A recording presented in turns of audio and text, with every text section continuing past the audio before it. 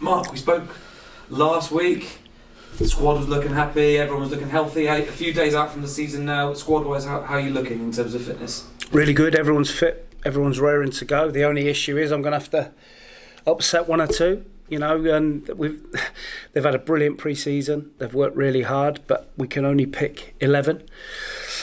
But we have to understand that this year we can make 5 substitutions at any time during the game. So some players are going to have to come on and either help us to win the game or rescue the game.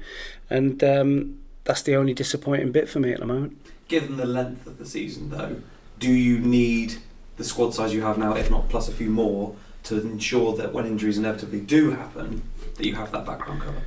Well, obviously we've brought one in this week in Raf, and that'd be a big help to us, and we're chasing another one.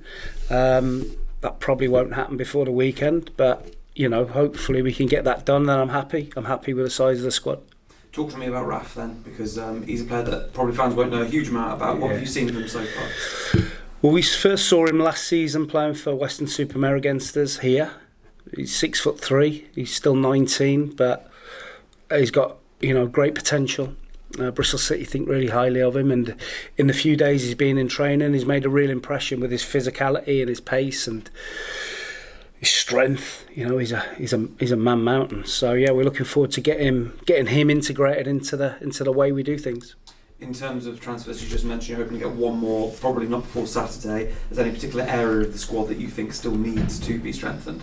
Yeah, but I'm not going to tell you what, because we're one player short in my opinion, which gives us a real healthy balance there throughout the squad. We've got cover in most areas now with Raf, and but what I won't do is just go and spend money for the sake of it.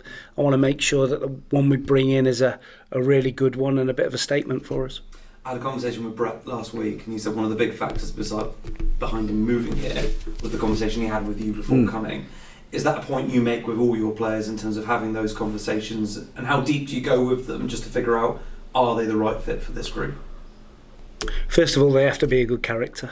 We spoke about that before. But it was just about how I saw Brett's position, where I saw him playing, how I saw him playing and fitting into our structure, and he sees himself fitting into that. He's done okay pre-season. I think there's loads more to come from him.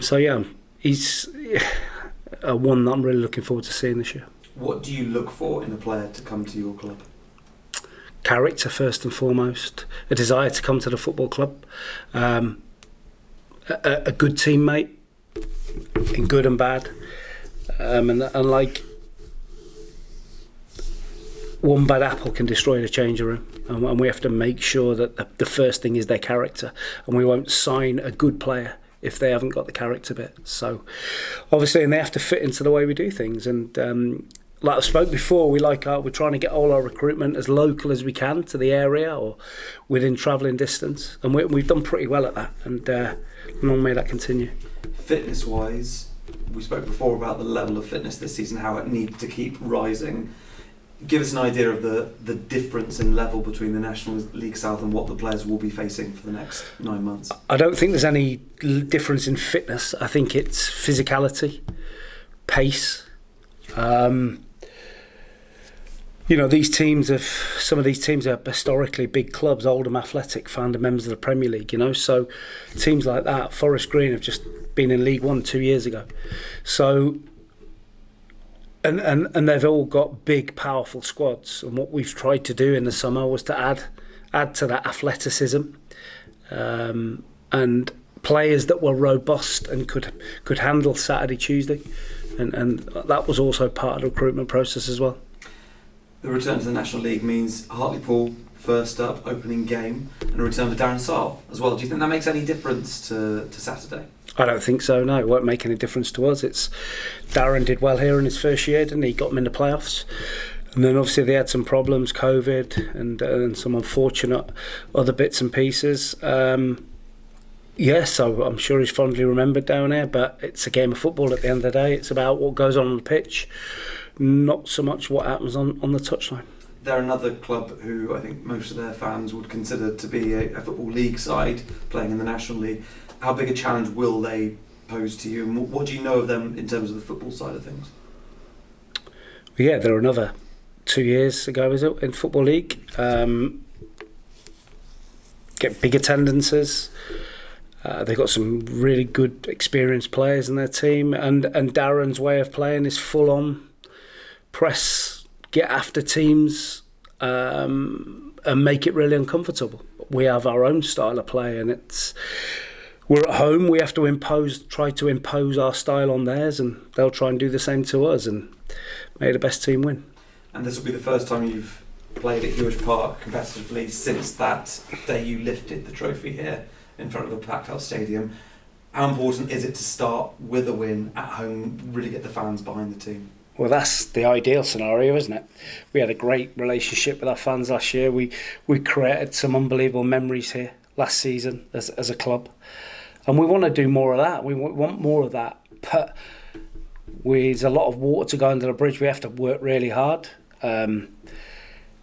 One game doesn't make or break the season. If we win, great.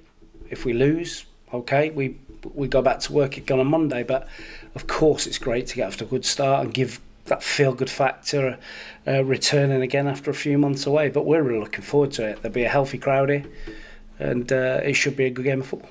I should have asked you this earlier, but I'll ask you it now.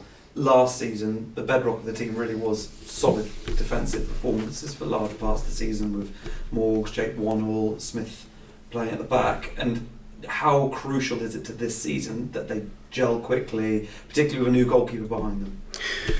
Well, you've still got the same back four. You know, we've added Finn Cousin-Dawson, we've added Raf, Jordan Thomas to that defensive unit. You can't have one without the other. It's no good. You know, people say, "Oh, we're all defensive," and you can't have a really good team with just attackers, and you can't have a really good team with just defenders. It's about having a blend. So to be able to be a really good attacking team, you have to have a solid base to work off. If you look at Man City, they play with 4 giants at the back, 4 centre halves at the back, and they're really solid as their base, which gives them a base to, a solid base to play from. And all the top teams are the same. So it's about having that variety and in the squad and making sure we can do a bit of everything.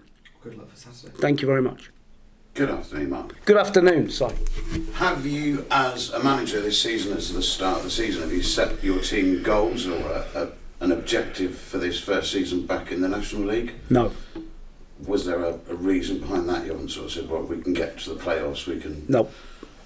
And why do you think that is? You don't want that expectation? I just think you set yourself up for a fall. If I say, right, we're going to get 10 points in the first month and we don't, people are going to, come for me, aren't they? It's about the next game, and we've worked really hard, and we're just targeting the first game of the season and trying to get some points on the board. That's it. And I think, of course, we'll have ideas where we want to get so many points in a month, and that's utopia. But we have to concentrate on the first game, which is Hartlepool on Saturday. Give them the full respect they deserve. And at 20-5, if you've got 3 points, brilliant. Last season you weren't able to do so quite so much because you didn't have such a bigger squad. Will the bigger squad this season enable you to be able to have a little bit more competition around the park for a Saturday's fixtures? I think we had a bigger squad last year than we got this year at the moment. So the only difference this year is we can have 7 subs and we can use 5. So we need to make sure that we keep everybody fit. And I think the substitutions are going to be key. Like if games are tight late on and we can put 2 or 3 really quick players on the pitch to give us that impetus, then fantastic. I think it's going to be really key that people that use their replacements best could end up winning more games. Last season there was superb camaraderie on and off the pitch with yourself and the players. What do you think was the secret to that last season? Because it was clearly that fun bubble you had that still had its serious side on the pitch. You were able to sort of maintain that for pretty much most of the 9 months, weren't you? Yeah, again, I think good characters drive and demand a good change room and a good spirit and a good camaraderie, and you can't win anything without a good spirit and a good togetherness and a good camaraderie. You have to have that. Results help that. So if you're winning lots of games, that helps. It gets tested when you don't win games or you lose a few on the bounce, how strong your changing room is. We don't want to see if that happens. We want to keep winning games, and that's the plan. Thank you. Thank you.